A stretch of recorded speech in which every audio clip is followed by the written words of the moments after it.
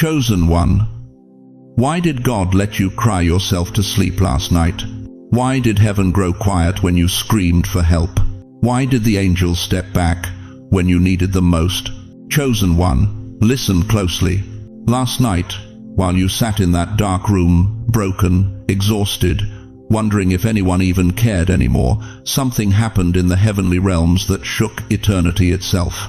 God fell silent, not because he abandoned you, but because what he witnessed in you left him speechless.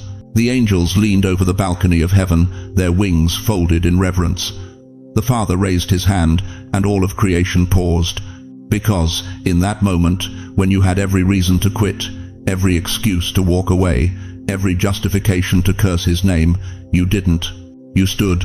Nobody saw you. Nobody clapped. Nobody knew the weight crushing your chest at 3 a.m. They didn't see the tears you swallowed, the betrayal you forgave in silence, the temptation you resisted when no one would have known if you fell. But heaven saw it all, and God whispered to the hosts of glory, "Look at them, still standing, still believing, still mine." You thought you were forgotten. You thought your prayers bounced off the ceiling. You thought maybe, just maybe, God had moved on to someone stronger, someone more worthy, someone who didn't stumble so much. But here's the shocking truth they never told you in church. God wasn't testing your faith. He was confirming your identity. He already knew you were chosen. Now, heaven needed proof you knew it too. Before I share what God revealed to me about why your silence shook the throne room, I want to say something from my heart. Thank you to every single one of you who has supported this message through Super Thanks. Your generosity means more than you know. You're not just giving, you're helping spread light to others who feel alone in their calling. Whether you give or not, I'm deeply grateful. Your presence here, your time, your attention, it all matters. And if this message is resonating with your soul right now, go ahead and let that seed of faith move through you however God leads. Now, chosen one, here's what you need to understand. You're about to discover why God said nothing, and why your silence became the loudest worship heaven has ever heard. Type, "I'm still standing" in the comments right now. Let heaven count the survivors. Let the Father see that his strongest soldiers are still in position. Because what I'm about to reveal next will change everything you thought you knew about suffering. God wasn't absent. He was watching to confirm that your strength was real. Do you know why your life suddenly fell apart 3 years ago? Do you understand why everyone you trusted turned their back on you at the exact same time? Can you explain why the harder you prayed, the darker it got? Chosen one, what you called bad luck was actually a calculated assault from the pit of hell itself. You weren't suffering randomly. You were under attack, strategic, deliberate, brutal. And here's what they never told you in Sunday school. The enemy doesn't waste ammunition on people who don't matter. He doesn't deploy his strongest demons against weak targets.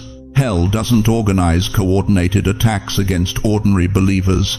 But you terrified him, because somewhere in the courts of heaven, long before you even understood your calling, God signed a decree with your name on it. An assignment so powerful, so world-changing, that the moment it was sealed, alarms went off in the kingdom of darkness.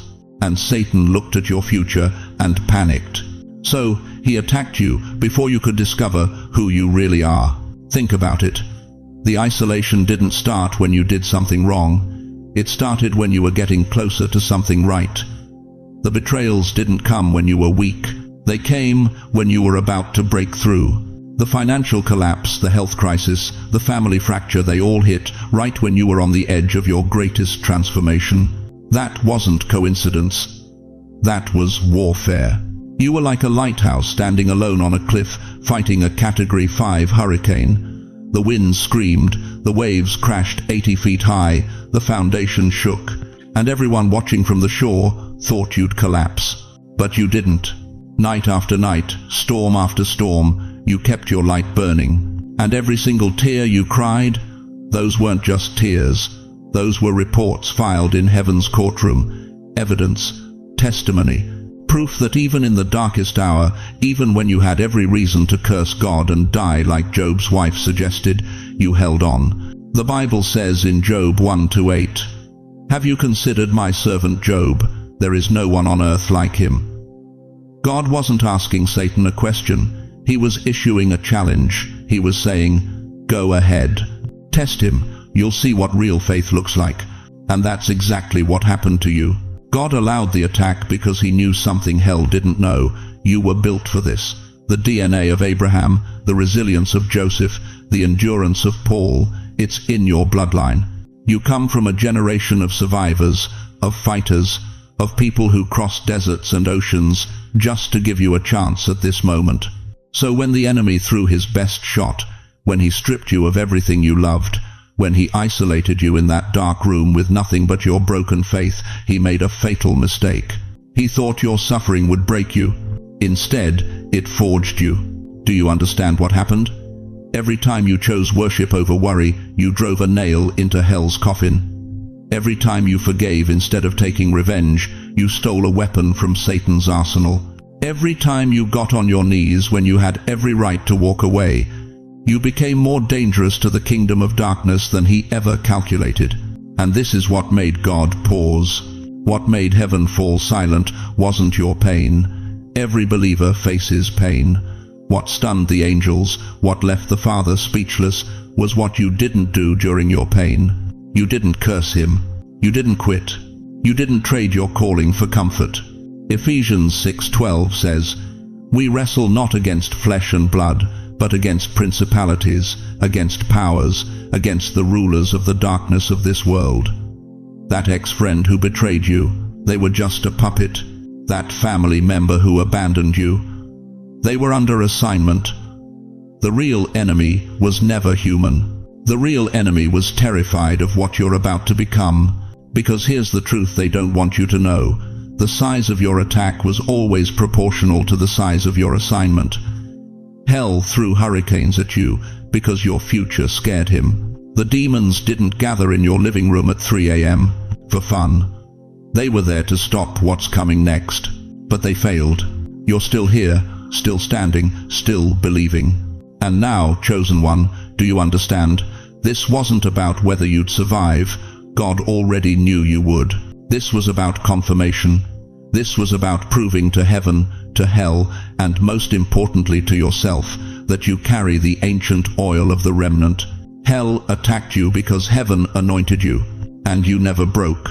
If you're hearing this right now, and something in your spirit just quickened, don't scroll past this moment. This isn't entertainment. This is your confirmation. This is God telling you, I saw everything. I counted every tear.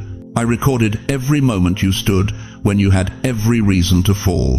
Because what I'm about to reveal next will show you exactly why you had to go through this alone, and what God is about to release into your life because you passed the test nobody else could see. Do you know what happened in heaven the moment you said no to what almost destroyed you?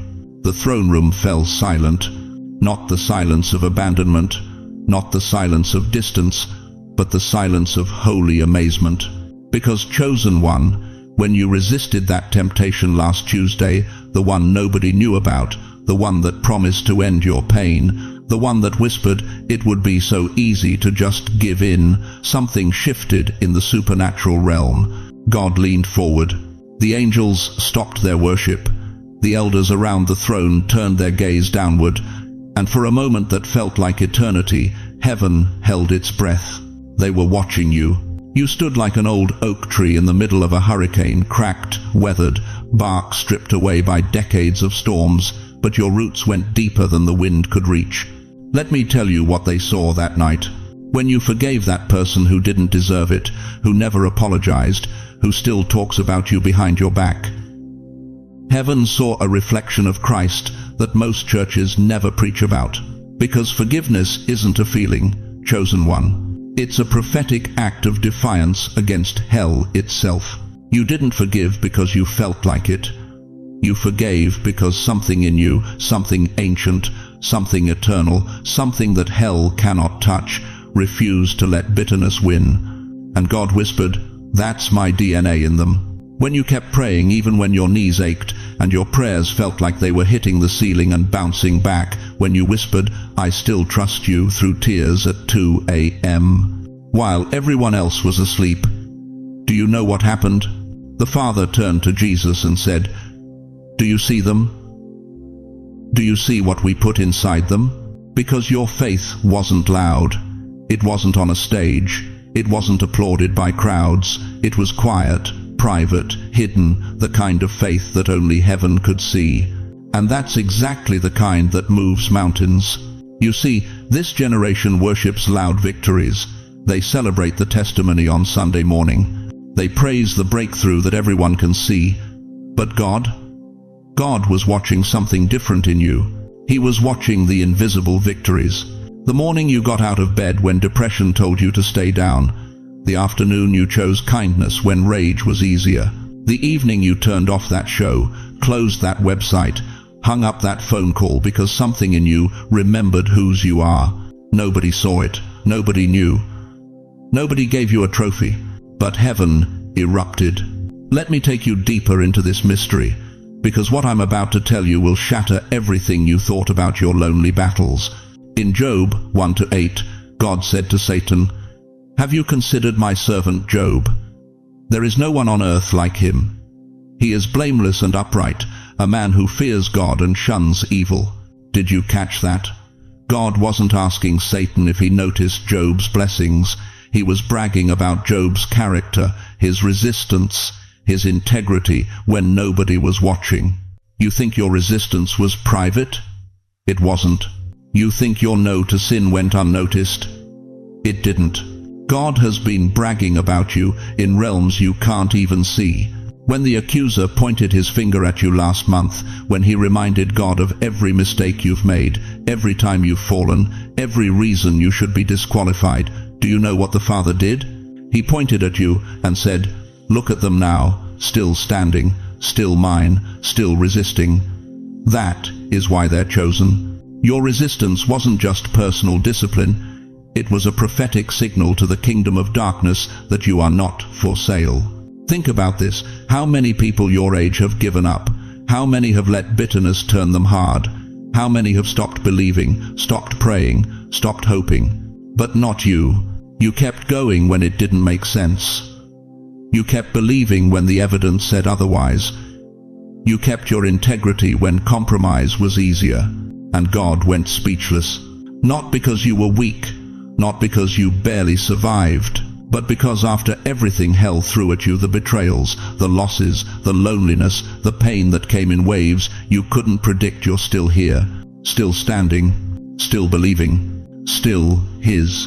In 1 Corinthians 10:13, Paul writes, "No temptation has overtaken you except what is common to mankind, and God is faithful.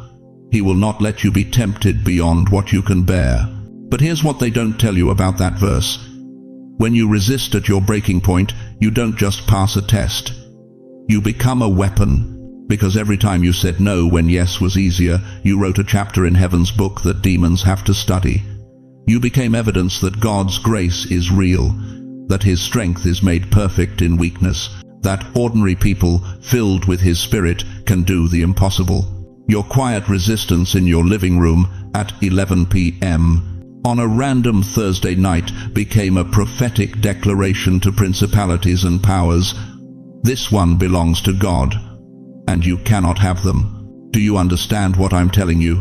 Your loneliest battles were your most powerful sermons. The tears you cried that no one wiped away, God collected every single one in a bottle, according to Psalm 56:8. The prayers you whispered that felt unanswered, they're burning like incense before the throne, according to Revelation 5:8. Nothing you did in secret was wasted.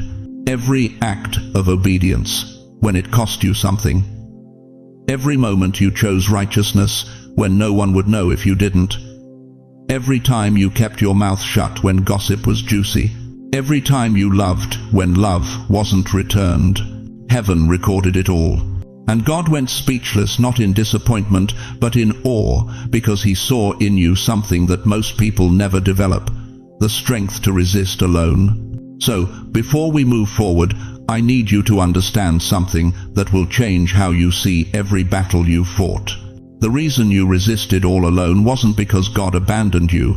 It was because He trusted you with a level of spiritual warfare that requires isolation to develop the strength you're going to need for what's coming next. You know what nobody tells you about fire. It doesn't care about your story. It doesn't care about your excuses. It doesn't care how tired you are or how much you've already endured. Fire has one job: to burn away everything that isn't real. And chosen one, you've been in the flames so long, you forgot what cool air feels like. Let me ask you something that might shake you. What if that crushing pressure you've been carrying, the betrayal that gutted you, the loss that hollowed you out, the loneliness that wrapped around your throat like a chain, what if none of it was punishment? What if it was preparation? In Malachi 3:3, Scripture says God sits as a refiner of silver. He watches the fire, He controls the temperature, and He never listened to me. He never takes His eyes off you while you're burning. You see, a silversmith knows something profound. The metal is purified when he can see his own reflection in it.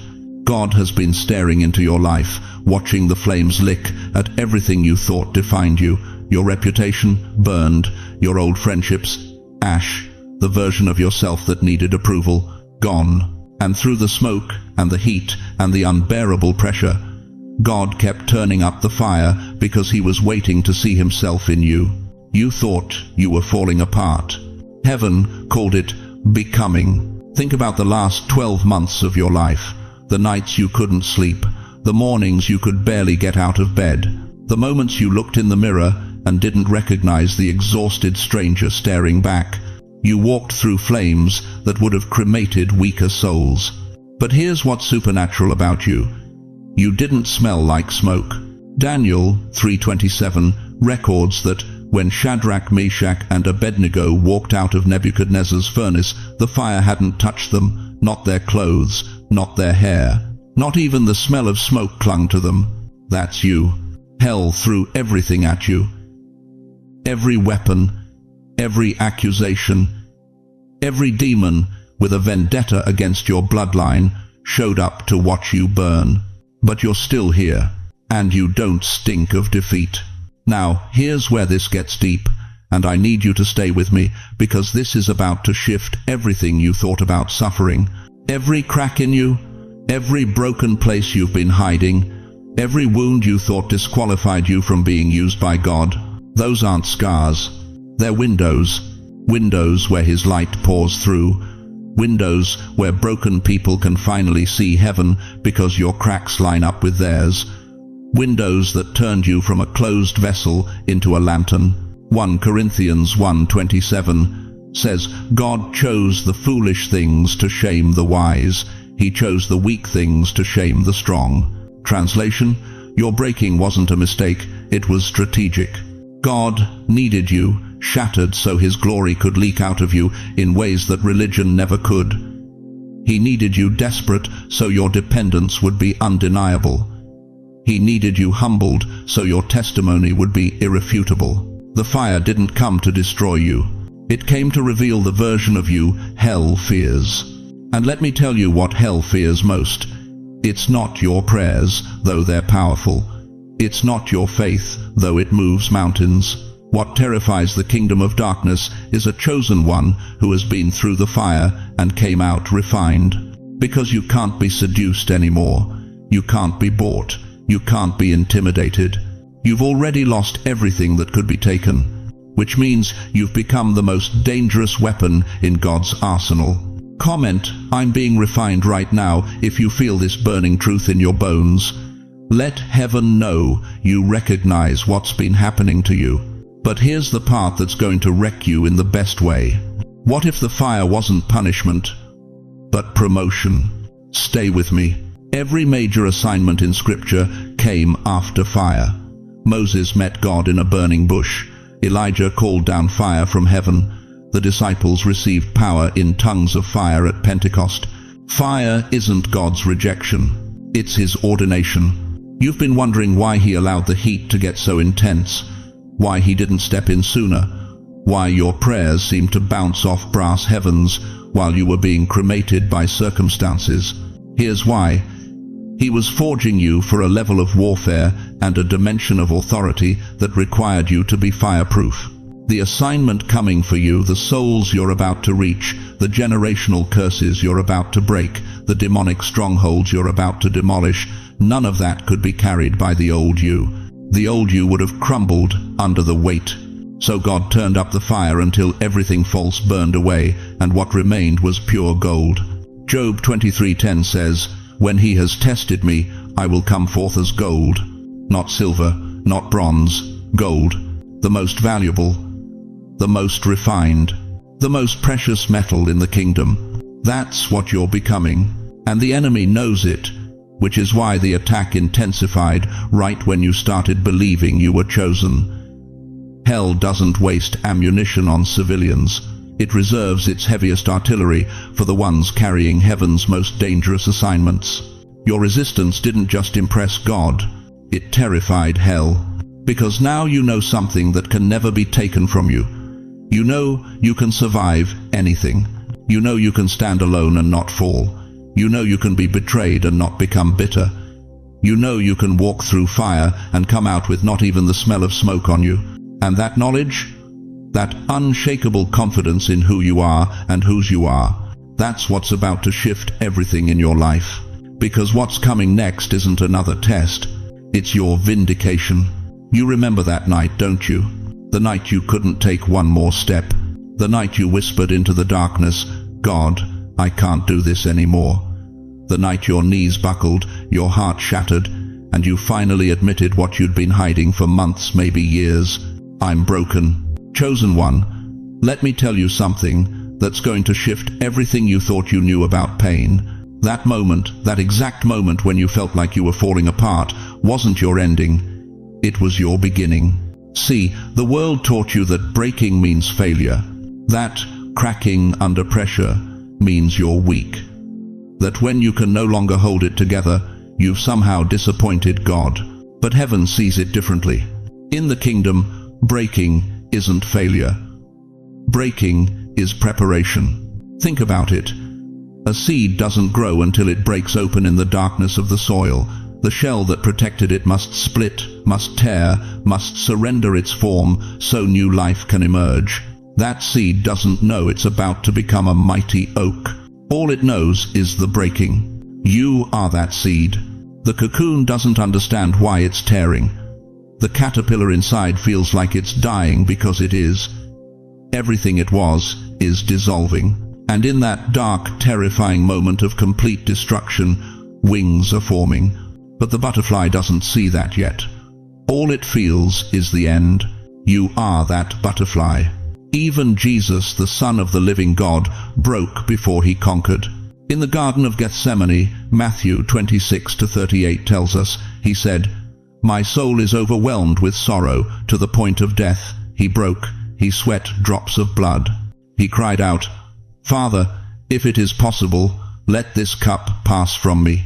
The sinless Son of God felt crushing, soul-deep breaking, and 3 days later he rose with all power in his hands. Your breaking didn't disqualify you, it positioned you. Because here's what was really happening in that dark season when you thought you were losing everything. Heaven was stripping away everything that wasn't eternally yours, every false identity, every toxic relationship, every counterfeit dream, every reputation you built to impress people who never truly saw you. God wasn't punishing you, he was purifying you. The refiner's fire doesn't destroy gold, it reveals it. Malachi 3:3 says, "He will sit as a refiner and purifier of silver." The silversmith heats the metal until all the impurities rise to the surface and burn away. And you know when the silver is pure?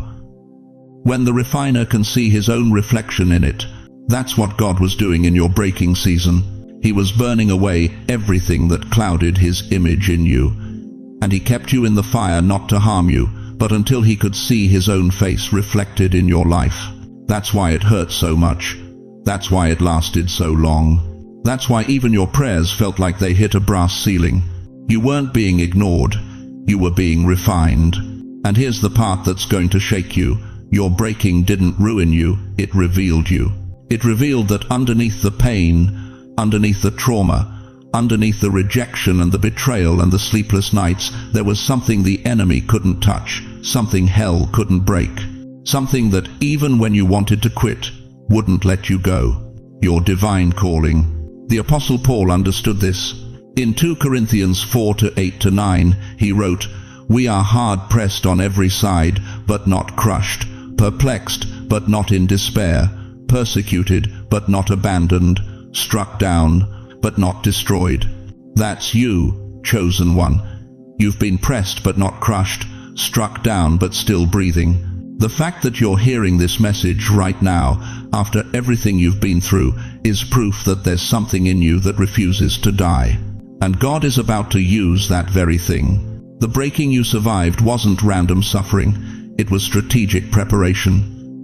Because the mission God has for you requires someone who's been shattered and put back together by His hands.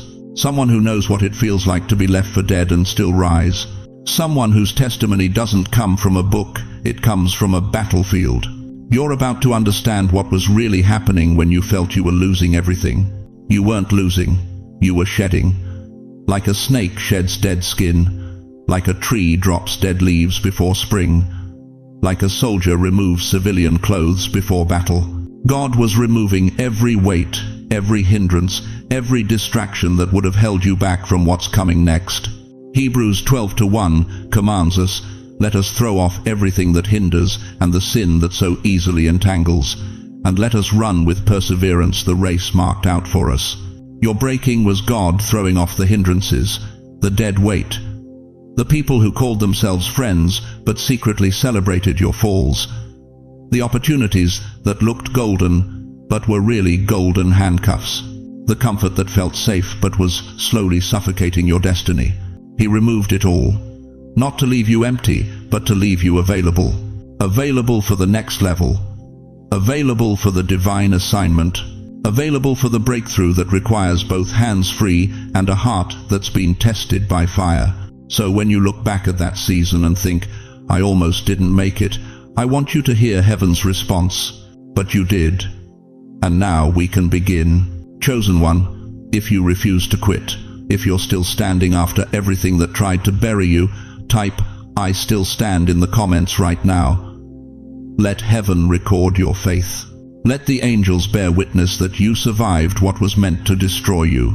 Because what comes next requires someone who's already been broken and refused to stay down. And that someone is you. Now you need to understand something crucial, why your specific breaking had to happen the way it did, and what heaven is about to release because you endured it.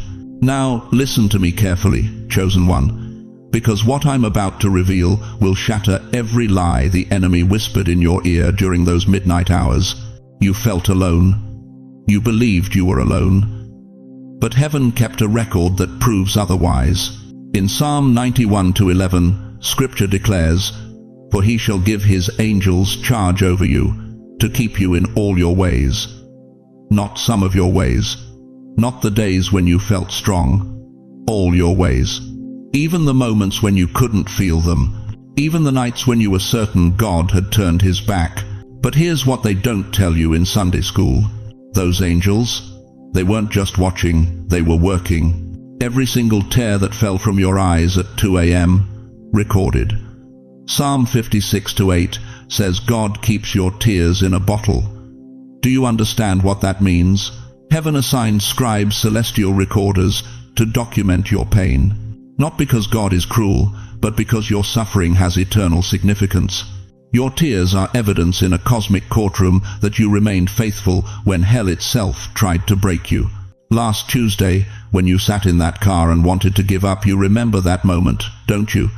When the weight was so heavy you could barely breathe. There were warrior angels standing behind you in that vehicle. You couldn't see them, but they were there. Hebrews 1:14 calls them ministering spirits, sent forth to minister for those who will inherit salvation. They weren't sent to make it easy, they were sent to make sure you survived. Think about the accident that almost happened but didn't. The diagnosis that could have been terminal but wasn't. The betrayal that should have destroyed you, but somehow you're still here. That wasn't luck, beloved. That was angelic intervention. You survived because you were surrounded by forces you couldn't see, fighting battles you never knew were happening. But here's where it gets deeper. The angels recorded more than your tears, they recorded your resistance.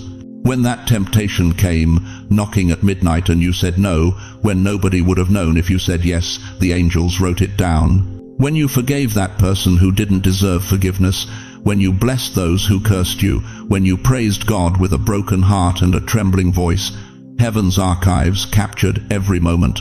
Daniel 10:12 reveals something powerful. When Daniel prayed, the angel told him, "From the first day that you set your heart to understand and to humble yourself before your God, your words were heard, and I have come because of your words." Did you catch that? From the first day. Not after you proved yourself, not after you got it right. From the moment you turned your heart toward God, heaven mobilized. Your prayers didn't bounce off the ceiling, chosen one. They triggered celestial deployment. But I need you to understand something that will change how you see every battle you've ever fought. The angels were never surprised by your enemies. They were never caught off guard by your storms. What shocked them, what left them standing in absolute awe, was something else entirely. It was you. Your refusal to quit when quitting made perfect sense. Your decision to worship when worship felt like a lie.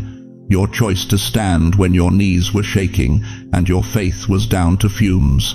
Revelation 12:11 says, "They overcame him by the blood of the Lamb and by the word of their testimony, and they did not love their lives to the death."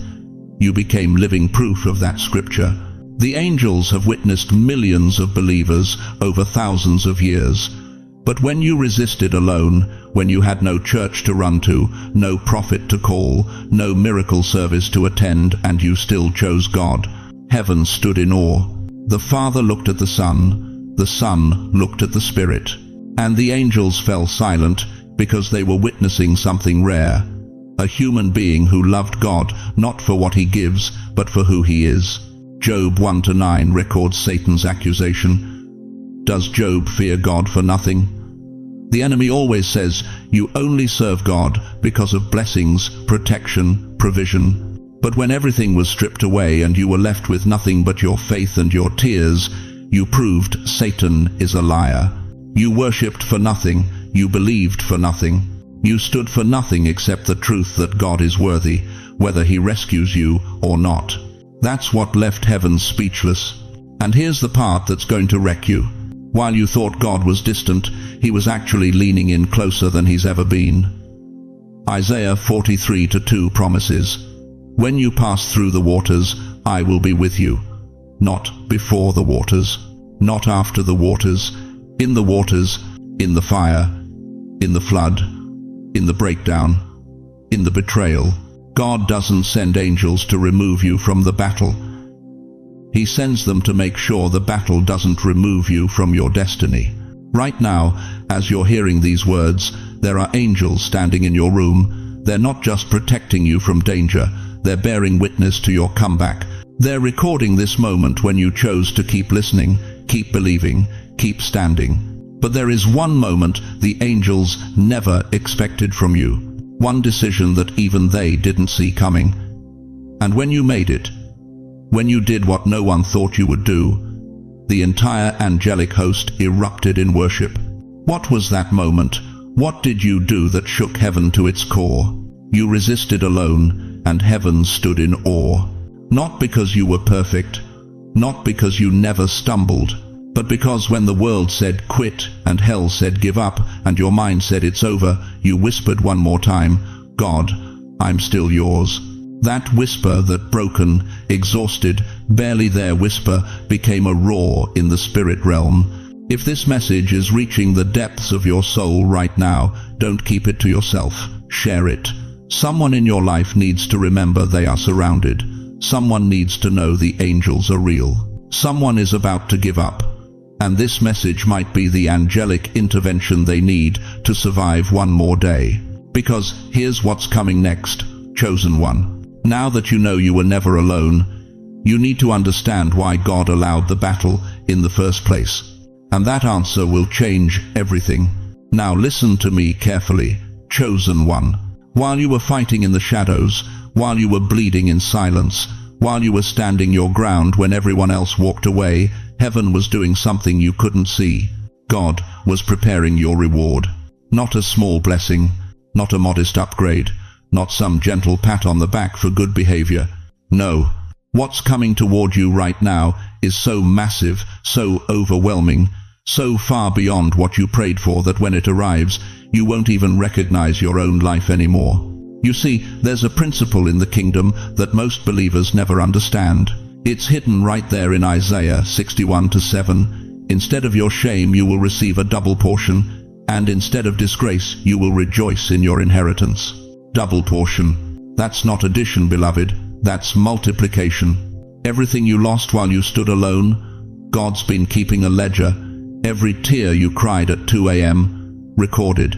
Every betrayal you forgave when you had every right to curse them, written in the books of heaven. Every temptation you resisted when nobody would have known if you fell. The angels witnessed it all, and now the Father is saying, it's time to settle accounts. But here's where it gets shocking. The blessing that's being released over your life right now isn't just compensation for what you survived. It's qualification for where you're going. Let me say that again, because religion taught you wrong. What you survived alone is exactly what qualifies you for elevation. You thought you were just enduring. You thought you were barely hanging on.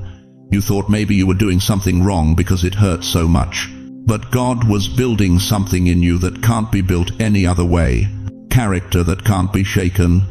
Faith that doesn't need to see. Strength that doesn't require applause. Authority that comes from intimacy with suffering. The kind of anointing that makes demons tremble doesn't come from mountaintop moments, chosen one. It comes from valley victories. It comes from midnight worship when your world is falling apart. It comes from saying yes to God when everything in you wants to say, I quit. And that's exactly what you did. So here's what heaven is releasing because you resisted alone. First, divine connections are running toward you right now.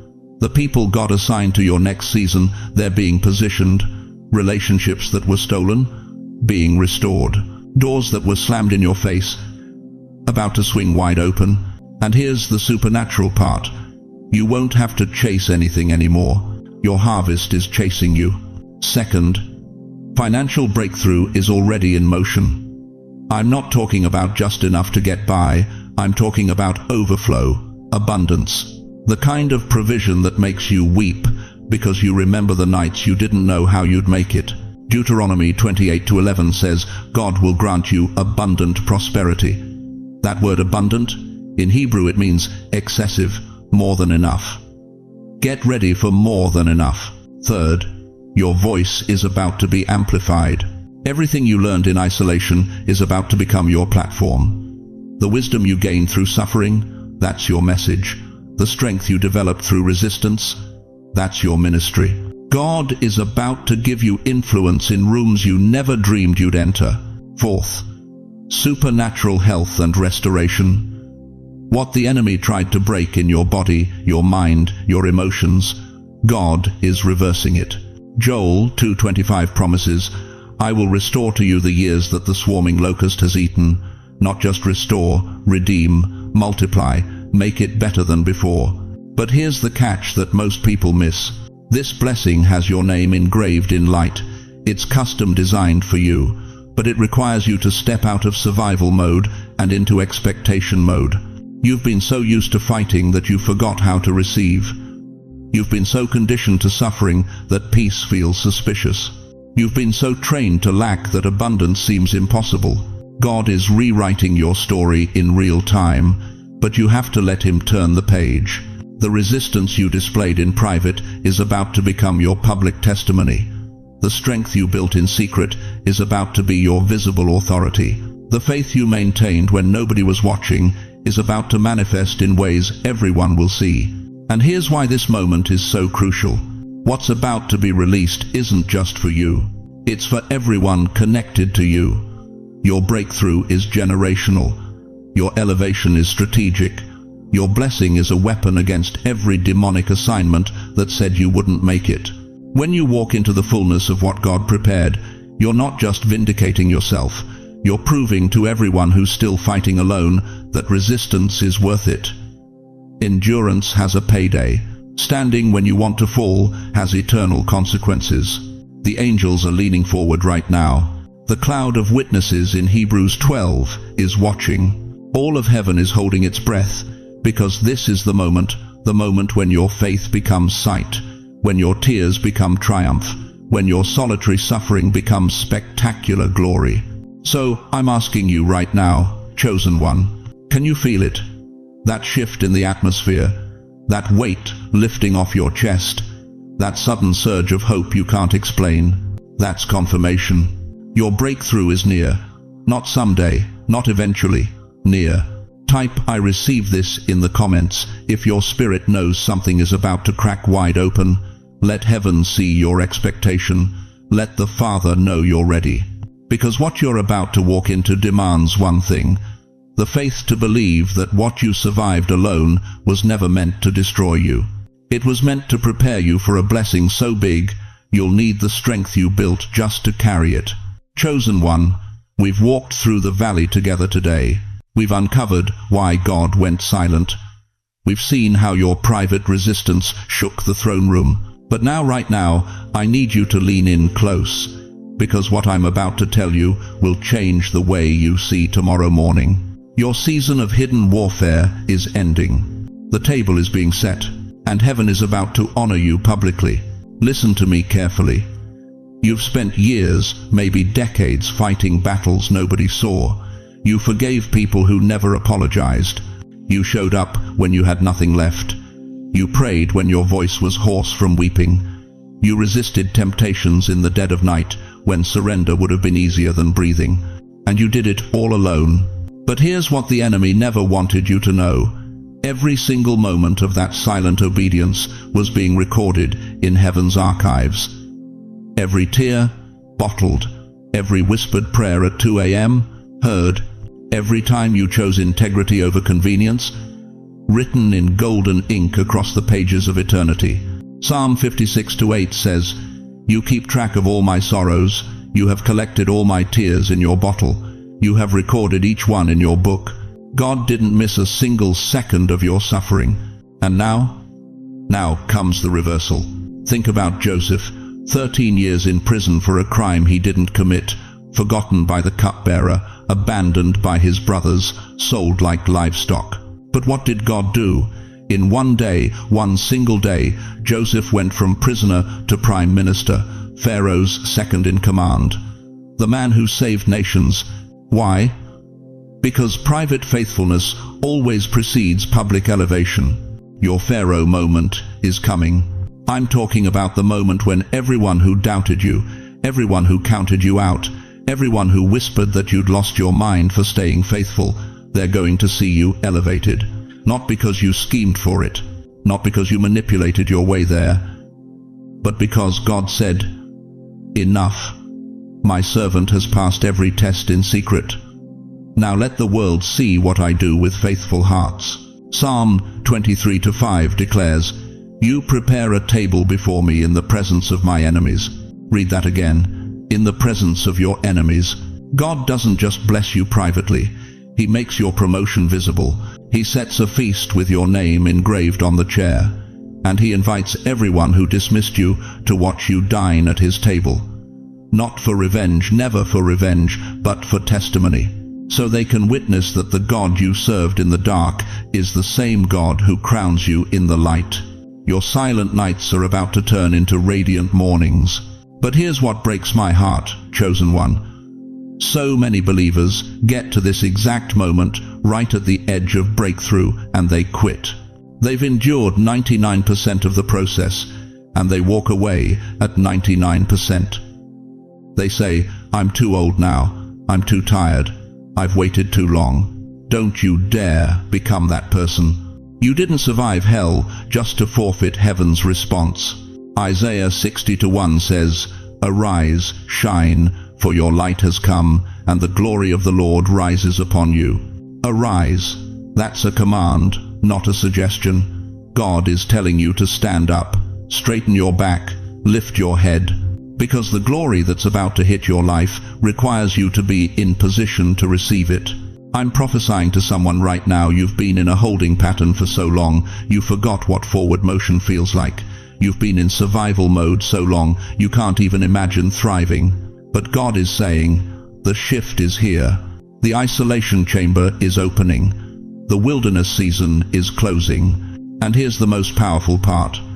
You resisted all alone, but you will not rise alone. When God elevates you, He's going to surround you with people who recognize your value, mentors who see your gift, friends who celebrate your wins, opportunities that align with your calling, doors that swing open without you even knocking. Why? Because when heaven validates you, earth has no choice but to follow. Job 42:10 says, after Job had prayed for his friends, the Lord restored his fortunes and gave him twice as much as he had before. Twice as much. Double portion. Not just restoration, multiplication. That's what's coming for you. God isn't just giving back what the enemy stole, He's adding interest. He's compensating you for every year of delay, every season of suffering, every night you cried yourself to sleep, wondering if anyone cared. You're about to step into the wealthiest season of your life, and I'm not just talking about money. I'm talking about peace that surpasses understanding, joy that can't be explained by circumstances, relationships that feel like home, purpose that makes you leap out of bed in the morning. This is your time. So right now, I need you to do something with me. I need you to declare it out loud, wherever you are. I don't care if you're alone in your living room or sitting in a coffee shop. Say it with your whole chest. My season of isolation is over. Say it again, louder. My season of isolation is over. Chosen one, if this message touched your spirit, if something inside you came alive while listening, don't keep it to yourself. Share this video with someone who needs to hear it. Subscribe to this channel so you don't miss what God is revealing next. And hit that like button as a declaration of faith that what I spoke over you today is already manifesting in your life. Your private endurance is about to become your public testimony. Heaven watched you resist all alone. Now watch heaven honor you in front of everyone. God bless you, chosen one. Your comeback starts now.